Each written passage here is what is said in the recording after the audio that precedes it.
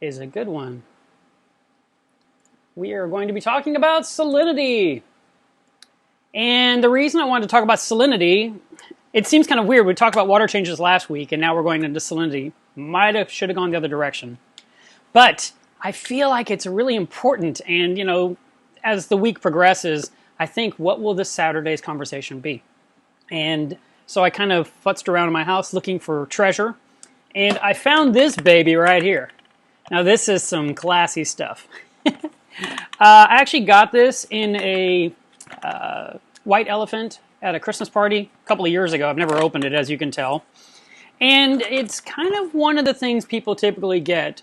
Possibly it came with a bucket of salt, or the fish store sold it to them, and it was what they recommended to measure the salinity.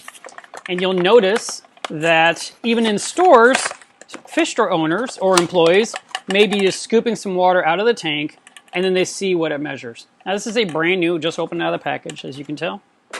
And let me check and see if it mentions anything about calibrating this bad boy. Rinse it before using. Fill it up by dipping container. All right. Dislodge air bubbles. Tap on it. Rinse it again. That's about it. All right. So, I happen to have some salt water next to me. Should we see what happens? Oh, by the way, on the YouTube page, there's a new tab called Community, which I don't know if you've noticed yet or not. I put up a poll. And so if you guys would like to post how you measure your salinity, I'd love to see the reaction. I'd like to see what everyone's using. Let's just say 4,000 people watch this. I'd love to see 4,000 votes cast, just to see what you guys are using. All right, so I've got two cameras. I'm going to try something here. I don't know if it's going to work. If I tilt this down, okay, if I tilt it down like crazy, that stays. Move my keyboard out of the way. I'll switch this for you guys, but this is a work in progress here. We'll see what happens. All right, move my keyboard. It's causing too much reflection. So here is our swing arm refractometer. I've got some tank water here. I'm going to pour it in.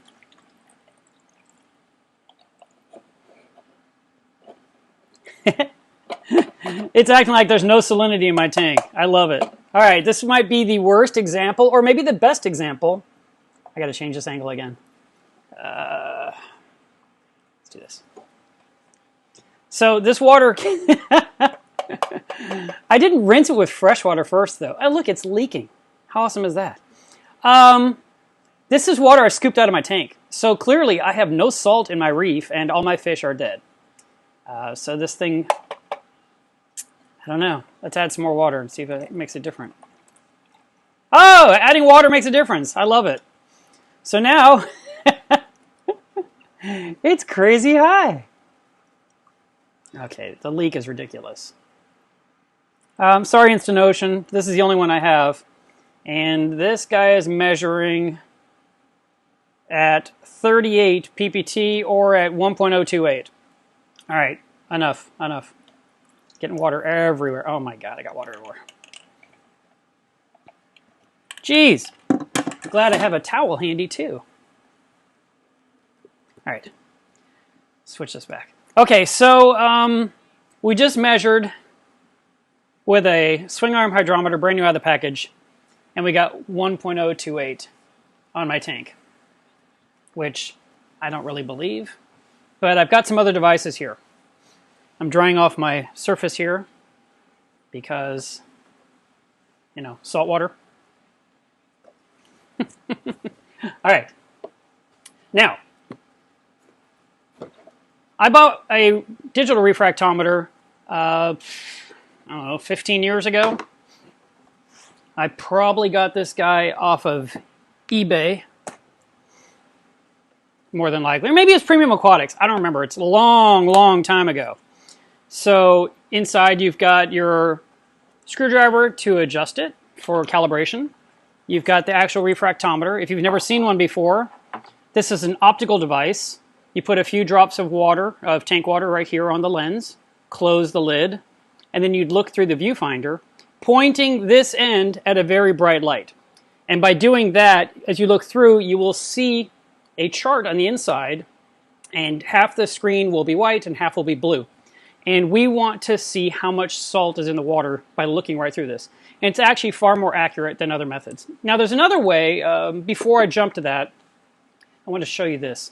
This is how we measured salinity back when I was a kid. And my dad had a glass hydrometer, which you'd scoop some water out of a tank. Typically you'd scoop it into a vase, something that's tall. And you'd set the hydrometer in there, and then it would bob up and down until it finally stabilized. And in that picture on the right, you can see how the water is curling up the glass.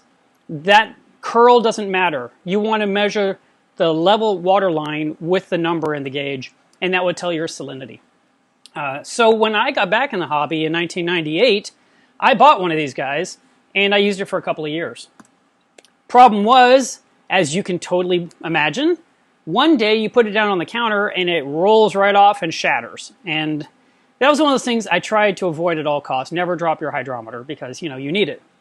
And instead, it shattered, and so I bought a refractometer, which you cannot roll off your counter. You'd have to really hit it hard to knock it off. So, now, and then of course another thing you need is a little tiny pipette to add water to the refractometer. Now I've seen store owners oftentimes will take the refractometer and they'll just dip it in the tank so it gets wet and then throw the lid on top. I have not done that. As you can tell, this is 15 years old and yet it does not look rusty or abused. So I take good care of my stuff. But what about calibration? And this is the thing that gets debated to death. And it really shouldn't be a debate. There are very few refractometers on the market that are designed to be calibrated with RODI water. And it's just not ideal. And I mentioned this, I went into it last week, and I've included a link. Let me see if it's on there in the video description below. Yes. Okay, so it's down at the bottom of this video, or however you're looking on your screen. And when you calibrate something to 0, but you're measuring up between 1.023 and 1.027, if your 0 point is even a little bit off, 1% off, it will affect to a greater extent what's happening in the measuring zone we're looking at. So it's far better to calibrate the area that you're going to measure, which would be 1.026. That's your goal line, what I would think. We actually need to go into that. So when you're calibrating, you need calibration solution. This is something that came out, I think, about 3 years ago, maybe 2 years ago, and I love the name, Accuracy, and because it's accurate for seawater, and it's 35 ppt solution. This stuff came out from Two Little Fishies. As soon as you saw it, I was super excited. I bought it for my shop, and people buy it from my website. I believe a bottle of this is like $8, and if you're using it to calibrate a refractometer, it'll last you forever. If you're calibrating a swing arm hydrometer that needs a bunch of liquid, you'll use it up more quickly. You can also use this for another device I'm going to show you in a moment. But very simple. You just need to get a little bit of the solution. I put in the cap just because I need to draw up a little bit of liquid. So we're going to use a tiny pipette. We're going to put 3 drops on here. And then we'll close the cover slip on the top. So now the liquid is completely, needs a little bit, let's put one more drop.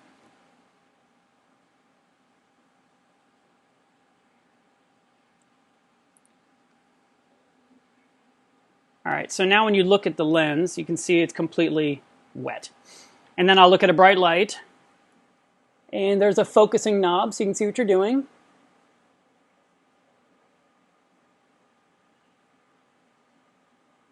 And this is measuring at, looks like 37 ppt.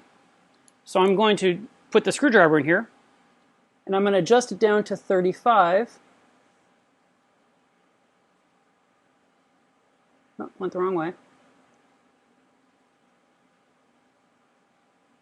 All right, now, how do I make this so you can see it? we're going to try something here. I don't know if it's going to work.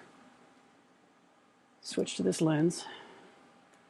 Grab this webcam.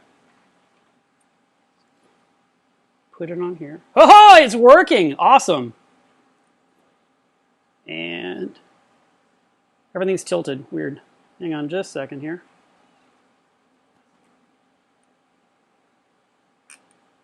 Sorry guys, I'm trying to align all my hands at once.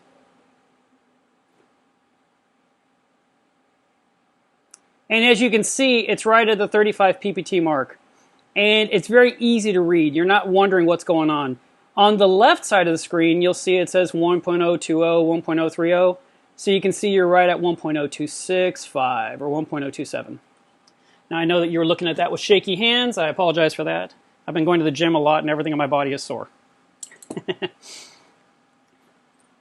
Did that kind of make sense to you guys? All right, so that was this refractometer. Then I got another. Now I want to mention there's different brands, obviously, and there are some that are very expensive and there's some that are less expensive. There are, like for one example, one from Red Sea is designed specifically, and also the Deltec or DD Solutions. That one, sorry, wrong camera. That one, they're both ones that work with 35 ppt solution. Here's another one that I got not too long ago from Saibon. Or actually, it says Tropic Eden right here. And I love the way it's packed. It's all beautiful. It's got its own little protective bag. Another refractometer. I mean, that's the main thing. A couple of pipettes, and again, the little tiny calibration screwdriver. You better get a little guy. Now, how often do you need to calibrate your refractometer? Depends on one thing. And that would be how rough you are on it. I do not have a problem with mine going out of calibration. And I usually just check it from time to make sure it's okay.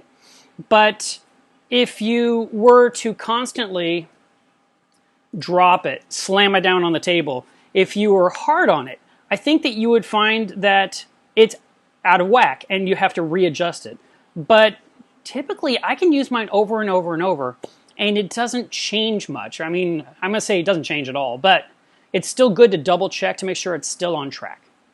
Now, I mentioned to you also that I had another one to talk about. So this one I got about 5-6 years ago from Milwaukee. And I've had people put it down, but I love it. Super easy to use. It's got a digital readout on the front. Turn it on. Let's see. Can you see that? Let's switch cameras again. Let's see if that helps.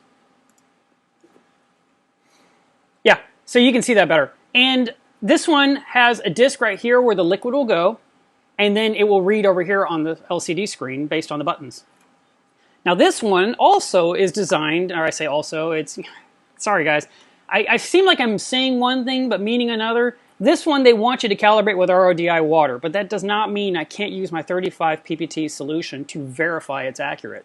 So the first thing I want to tell you about this thing, if you want to get one, this one runs about 120 bucks. I bought mine many years ago, probably from eBay. I think this was before Amazon had taken over. And I've been using it ever since. It uses a couple of batteries in the bottom. It's in a waterproof sealed case. This thing can get wet, but I do my best, to keep moisture down to a minimum. And whenever I start to use it, I take it out of the package, it'll say right here the temperature of the lens. See how it's saying it's 75.7?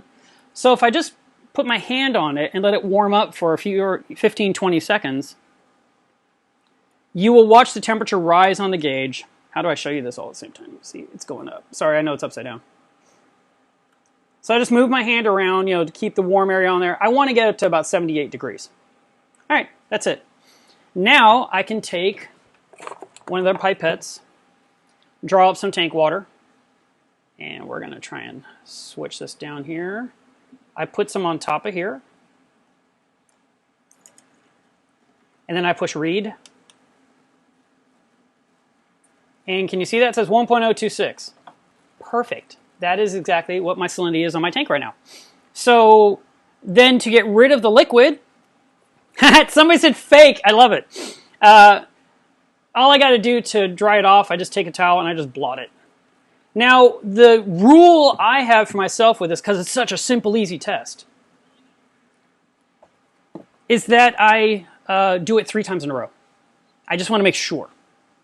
Now, what we can do here, true test. Remember that accuracy solution? I'm going to put that was in this cap on top of the lens. And then we're going to read it again. And we're going to change the range to PPT.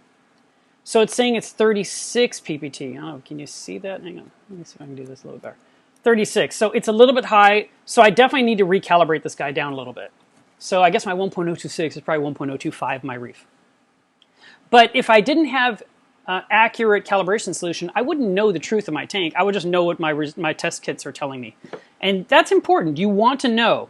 So I would definitely recommend getting yourself a bottle of this stuff, accuracy. You can find it on Milo's Reef in the dry goods section, even though it's wet. Small joke. And what are you guys using? Did you use the poll yet on community, on the website, on the YouTube channel? I'm going to go see if anyone's clicking on it. And in the meantime, let me look at the live chat. I've had a couple of people, like I said, have disparaged this thing. They said they just can't stand it, it's inaccurate. But I've been using it for years, and I haven't found it to be inaccurate. And the reason I can say it's not inaccurate is I can compare it to refractometers. Obviously, I'm not going to compare it to a swing arm. All right, let me see your comments.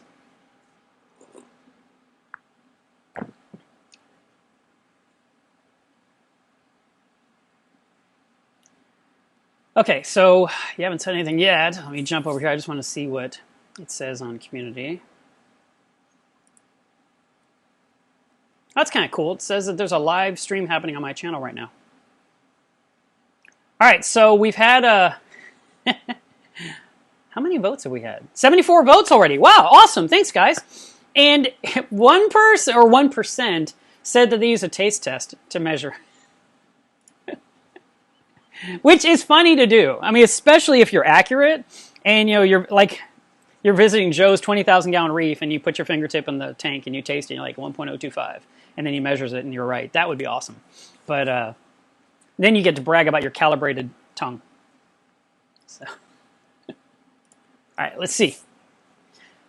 I have one more thing to talk about on salinity, but I want to respond back and forth to you as well. Does temperature impact salinity? Yes, it does. And if my refractometer, like the digital one you just watched me use, if it was at 70 degrees, it would affect the number.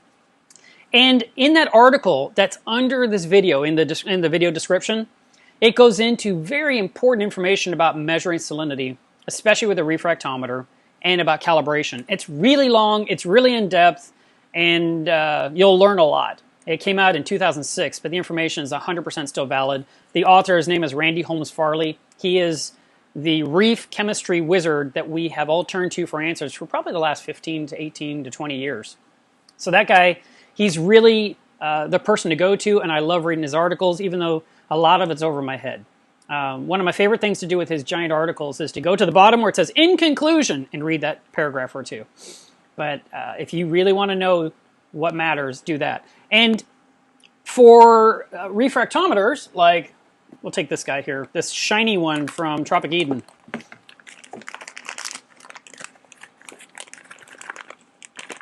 can tell it's never been out of the bag. This one here, it's actually recommended that you measure it when your calibration solution and your ambient temperature around you is 76 degrees, which would mean basically you could calibrate it in the spring and in the fall when the weather is perfect. And I remember years ago, there'd be threads on forums saying, "Today is 76 degrees, calibrate your refractometers." I tend to keep my house pretty close to that temperature. It just depends. I mean, obviously the heat of the summer, I'm down at 72. But like right now, my house has been 74 for the last couple of months. So it's pretty close to that number. But for ideal, perfect world measurements, you want to do it at 76. You want to make sure your calibration solution is 76. You want to make sure that the device is 76. That doesn't mean throw it in the microwave or throw it in the oven to get it up to temperature. You might just hold it against your body for a few minutes and warm it up, possibly. I've never taken it that seriously, but like with the Milwaukee that I showed you, I can touch my skin to it. And like I said, my rules always go to 78 because it's usually around 70, 72, 74 right out of the box. Now, when is another time when you need to measure salinity and when it really matters? Do any of you guys know the answer? Let's see if we'll give you 10 seconds. 10, 9, 8, 7, 6, 5, 4, 3, 2. No guesses? 1. Oh. Worst audience ever. Yes, I said it. All right. Andrew, you came back with fish disease. Craig said water change. Rico said after dosing. Speedy was a little slow, but said water changes. How about, and fish disease was pretty much the direction I was going, so Andrew, you're kind of the #1 right guy, even though those other answers were correct.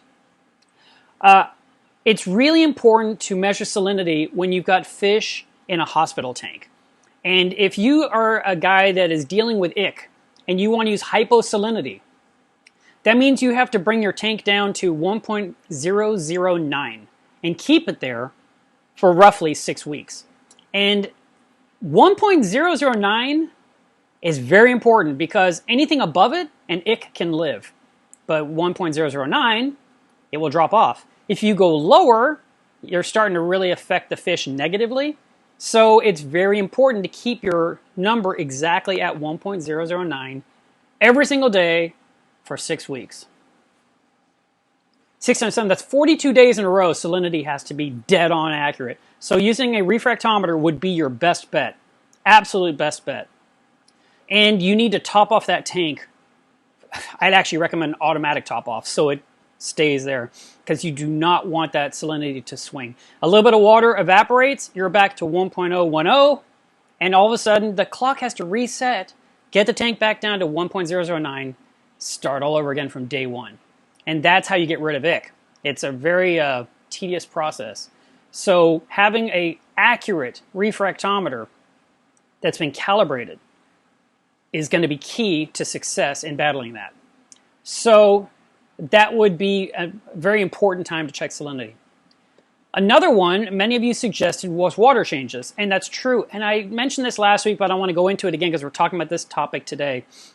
If you set up an automatic water change system where it's doing it every single day or every single night while you're asleep, and it's pulling out, I don't know, 3 gallons a day and putting in 3 gallons a day, your salinity may wander. It could really drop down, actually. It's not normally going to go up, but it very likely could go down. And the reason for that is because your top-off system may not be turned off during a water change. You know, the schedules didn't line up properly, or your skimmer is pulling out so much solution for whatever reason, let's say barometric pressure changes, that your top-off is dumping in a lot of fresh water, and it's changing the salinity. And I think I mentioned this last week, but I'm just going to reiterate it. A guy in our own club lived through this. He ran his tank with automatic water changes and loved it. And 6 months later, his tank was just doing really badly. Well, he hadn't checked salinity once in all that time. Instead, he just assumed everything was perfect in regards to that because he had automatic water changes and he has all this clean water going in every single day. But his tank was down to 1.019. And at that point, his corals were just imploding. They were just dying left and right. And once he measured the specific gravity of the system, he discovered the mistake. And that's when he realized he had stopped measuring salinity. So please stay on top of it. At the very least, you should measure it once a week for a normal reef system. If you're doing quarantine or hospital, you might have to do it daily. It's not a huge test. You saw me do 2 different tests here during this live stream. It took, I don't know, 30 seconds. So do that. Now, I would like to recommend that you always stay on top of keeping your equipment clean, rinsed off, tucked away somewhere safe where it can't be damaged or ruined or rust, some kind of salt creep. If you do drop your refractometer, you may need to get a new one because inside is a mirror and there's an optic sensor. I mean, it's just like dropping a DSLR camera.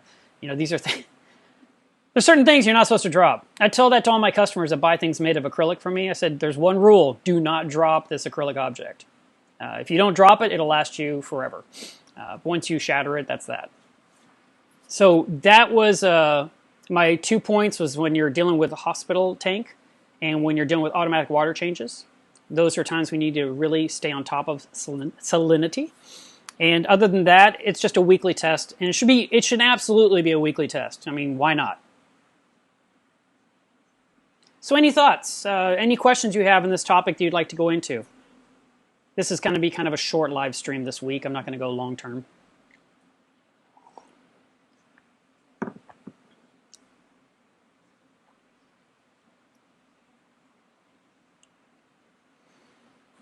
While I'm waiting, I'm going to slap this on the screen. Find me on Instagram. I have been sharing pictures. Last night I shared a picture of a really pretty dosing container that I shipped out to a customer.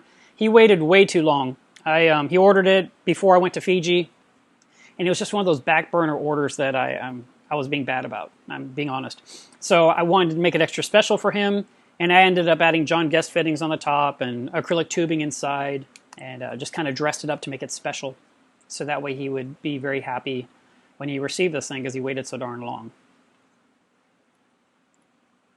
Ah, thank you, Isla. Thank you for bringing that. What is the ideal salinity? This is something that I should have started this entire live stream with. It depends on the livestock you're keeping. For example, a lot of the fish that you might buy in a fish store could be sitting in water that's 1.019, or it could be 1.021. For a fish-only system, 1.021 specific gravity is pretty much common, maybe as much as 1.023. But I think that typically the reason for the lower number, well, I really don't know the reason because I don't keep a fish-only system, but I'm thinking in my head it saves a little bit of money on salt. But maybe there's some benefit fish disease-wise, give them a little more immunity, possibly. But I'd have to Google that to find that out. I just don't know. For a reef tank, I always recommend 1.026. And that number is just, that's my number. I always aim for that number. I keep my tank there as close as possible. When I used to keep a smaller aquarium, I had a 29 gallon that I ran for 7 years. And when the salinity rose on that tank to 1.028, my zoanthids would all close up. And it was very interesting that they responded so quickly to slightly more salty water. So by just adding some fresh water to the tank, draining off a little bit of salt water, like a gallon or two, putting in fresh water, it brought the salinity down where it belonged, and the zoanthids seemed to perk right back up in the next couple of days. So in a way, it was kind of handy. I could just walk past the tank and look at the zoanthids and see how they're doing for a mental salinity check. Yeah, things look like they're pretty much okay right now. Another coral that I like to look at in the past was pulsing zinnia. And if I had pulsing zinnia that was just making their beautiful little flowers, I was very sure that the water quality was good. But when they were acting up or if they were melting away, I knew something was really wrong in the tank. Now, could you go lower? There are people that run their tanks at 1.024, 1.025. Yes, you can do that in your corals. We'll very likely adapt to that and be perfectly content. My goal is just 1.026, which is 35 ppt is ocean standard water. That would be the standard that we expect in the ocean. And that comes out in specific gravity to 1.0265. So 1.026 is a number I recommend.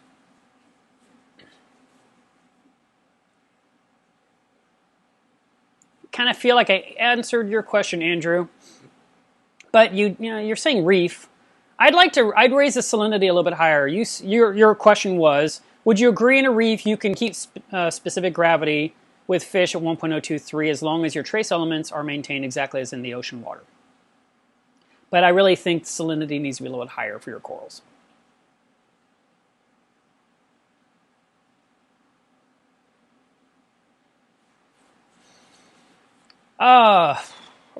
Anthony, I wish I knew the solid answer to this, but I'm not a marine biologist. You asked, can you explain the difference in the salinity does to animals in case they don't know?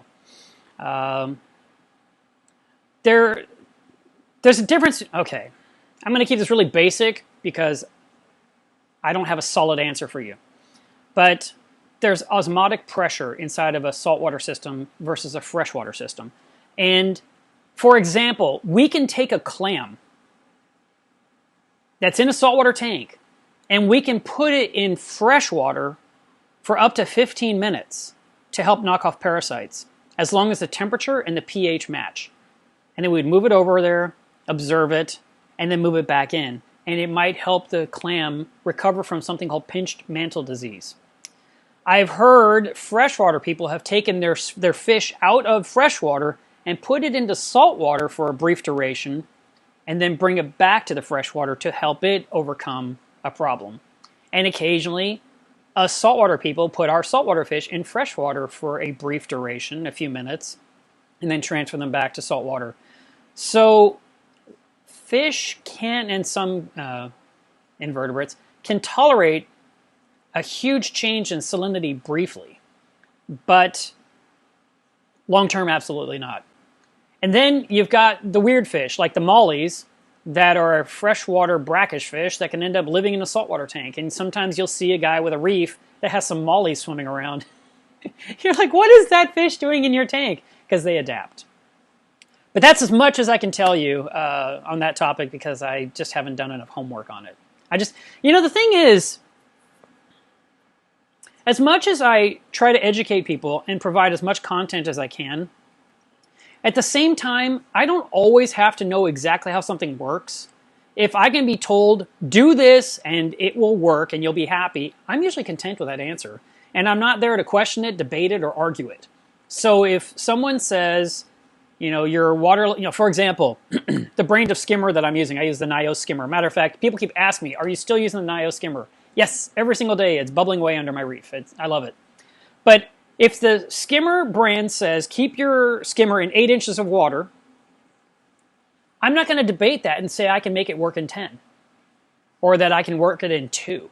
I'm like, if it's 8, it's 8. I just go with 8. It's fine. I made a little stand, brought the skimmer up to 8 inches, raised it up a little bit so it would be sitting at 8 inches of water. Skimmer works great. My tank looks clean. I'm happy. I don't have to sit there and understand why I can't have 2 more inches of water or 2 less inches. So that's kind of where I come from on that topic.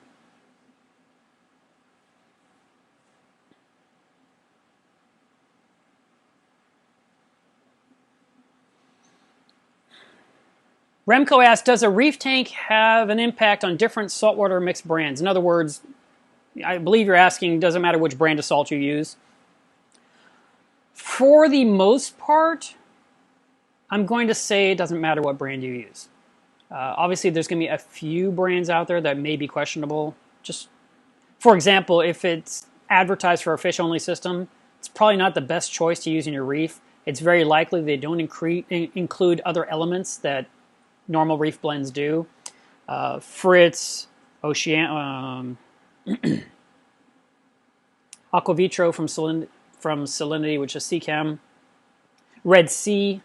Actually, Red Sea is called Pro Reef right on the bucket. There is a Red Sea salt, Red Sea salt, and then there is a Pro Reef salt. I actually used Pro Reef many years ago. I loved it. I used it and used it and used it, and then my fish store stopped carrying it, and I just didn't try to order it in. There's Hawaiian Marine is another one that is full of elements. ESV makes a brand of salt. I think Tunzi has a brand of salt. These are all companies targeting people with reef tanks. So if you're shopping for salt for your reef tank, I would definitely say to use a salt that's designed for a reef tank and not just any salt you can just come across. Now, if you're totally trapped and you have no other choice, you could, for example, years ago, I was using Saibon salt. I had pallets of the stuff and I used it and I loved it. And I ran out and this guy in the local area said, hey, I've got Saibon salt here. So I went over there to pick it up, or I bought it from him or something. And when I got there, it was the fish-only type. And I was like, oh, what am I going to do with this? It's for fish-only. So I kind of saved it. And matter of fact, here we are. I'd say it's 8 years later, and I have a couple of bags of that still sitting here that I haven't quite used. But I wouldn't mind dumping it in with another brand of salt, to kind of make sure I'm getting the elements I need. I don't want to risk it being, risk depleting the system too much. So that's my advice on salt brands. If the brand mattered, like if the only reef salt that worked was by Instant Ocean, for example, then all of us would be using it. And no one would be debating it, and everyone would have great tanks. But instead, there are 8 or 10 or 12 different types out there. And we all use them, and we all have various degrees of success. For me, I'm a guy that doesn't change water very often. I tend to seem to do it, I don't know, 4 times a year. Just when I feel guilty enough, I guess you'd say. And the salinity stays where it belongs. The Reef continues to grow in spite of me. And I'm very pleased with the results. But so can I say that brand is doing a great job? Or is it all the maintenance I do and the additives I add, and the Prodibio that I put in, is that what's making the difference? It's kind of hard to judge that kind of stuff. Here's an interesting comment. Jay said, he was... Oh, I see there's more. Yeah, he's saying some salts are mined, others are synthetic. And so we're not really sure which one would be a safe choice to use. Again, I feel like if it's branded for a reef, like for example, okay, I told you I use Sibon salt. I had people ask me, why did you use that? That's from China. Well, I had a pallet of it, so I used it. Now, if Aqua Forest becomes more and more popular here in the U.S., I believe that one's made in Poland. Does it matter? Should I only get salt that's made in Dallas because I live in Fort Worth? And should I only get Fritz salt? Or I learned recently that stuff from ATM called hot salt, that one is being made by someone here in the Metroplex who... I don't even know who it is. I don't know where he's doing it either. Should I only be using that one because it's made in the U.S.? That's kind of the thing. Tropic Marin makes a salt, there are salts that come over from Germany. There's salts that come from England. There's Hawaiian salt. God, it's got to be coming from Hawaii, right? I can't just have used that name. So the point is there's so many different brands out there, and we all have reef tanks. We all have corals. We all have saltwater fish. So I don't really think the salt mix matters as much as stability. And that means measuring your water every week for all the parameters, including salinity. I want to drop this on your screen as well, in case you aren't. I've been sharing pictures and videos and blog articles that I write on my Mila's Reef page on Facebook. So please be sure you're following it. I appreciate it if you do. And feel free to ask questions or post comments. You're always invited into the conversation. I feel it's important that we all work together and communicate. All right, any other questions? Hawaiian Marine is from Germany. Are you kidding me? Is it really? Come on. Well, HW.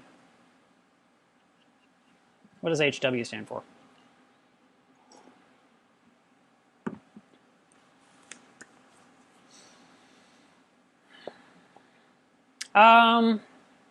Okay, brown residue in a barrel. That usually comes from contaminants in the salt mix. It happens with a few different brands. It's just something you have to clean out. It's not a big deal. And it doesn't affect your tank. If the brown residue was all in your tank as well, I'd say maybe switch salts. Do I think salinity can increase algae blooms? No, I don't think so. Algae comes from nutrients. It comes from phosphate nitrate, and it comes from light. But it's not going to come from salinity. And tanks with low salinity and tanks with high salinity can be filled with algae. I've seen tanks that were neglected. Like, for example, I knew a guy who had a beautiful reef tank, got divorced, and his wife, he moved out, and his wife just had this thing standing in the living room that she knew nothing about, and she ignored it till the glass was completely, opaque with algae, and you couldn't see through it. You had no idea. She would just throw food into the tank just so the fish wouldn't die. And, of course, all the parameters went everywhere. There was no more alkalinity added. There was no more calcium added. Magnesium was out the window. Salinity was not checked. Pumps were failing. Skimmer wasn't running in months because she didn't want to clean it. And algae was growing everywhere. So algae is stubborn. It can grow in really bad conditions. Ooh, good question. Best way to raise salinity on a tank. Let's say your salinity is too low. Thank you, M. Wilk, for asking that. The easiest way would be to take the fresh water out of your top-off container and fill it up with salt water and let it just top off salt water until you hit your desired salinity again. The more manual method, it would be to drain out X amount of water and replace it with a higher salinity salt water. But I really think top-off is simpler. And that way you're gradually bringing it up and you're not doing it all at once. You're not hitting the tank with a bunch of fresh salt crystals.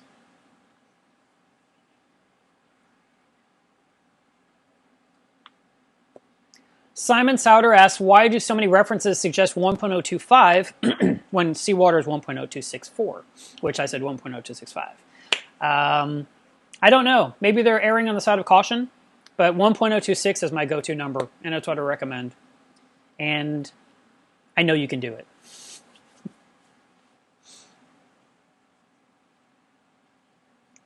Blue Carbon Reefing said he stopped using reef crystals because of the brown residue in his freshly mixed saltwater.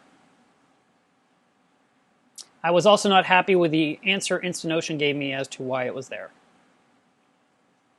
But while you say that, there are going to be other guys out there that swear Reef Crystals is the best salt mix ever, and they're super happy to have it, and they use it, and their tanks are beautiful. So, I would say your results may vary, just like your mileage may vary.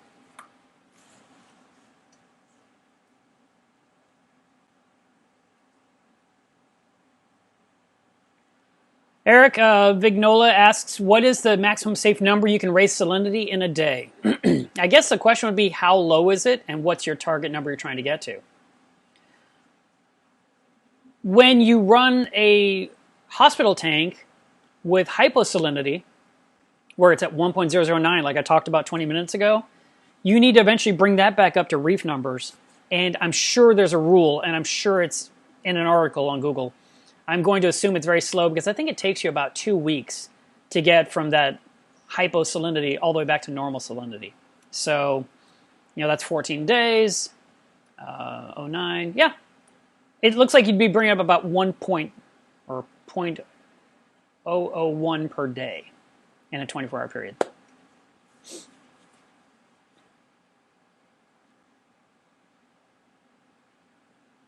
Troy Prosser says, why does Coral Pro Salt go white and cloudy when mixed for more than an hour? I don't know. I mean, obviously it seems to be a precipitation thing. It could also be the water's super cold, so it doesn't dissolve properly. Or it could be that the salt mix was put in the barrel first and then the water added on top instead of, you're always supposed to have the barrel of water and add the salt to it. Some mixes do that. When I mixed up Fritz salt, it was very cloudy initially, but then after about 10 minutes it was crystal clear. And I did that one down at the fish store. We did in a bucket. We were actually doing a water testing party, and we used that one. For me, I tend to mix my salt water for at least 24 hours before I use it. And I want my water to be clear before I pour it in the tank. But there are people that do water changes. They mix it up. It's cloudy. They pour it in their tank. Their tank's cloudy for a little while, and then it gets clear. And their livestock seems to be fine.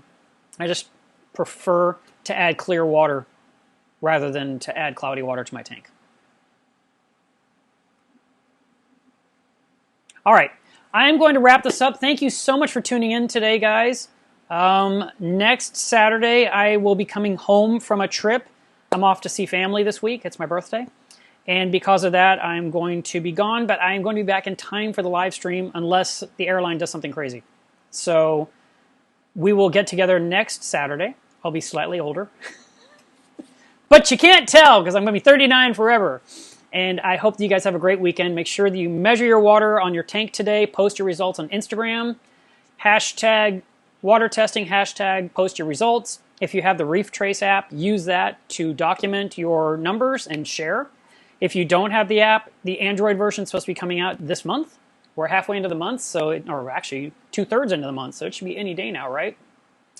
And of course, at Milos Reef, so I can see your results. Make sure your postings are public so that I can see them.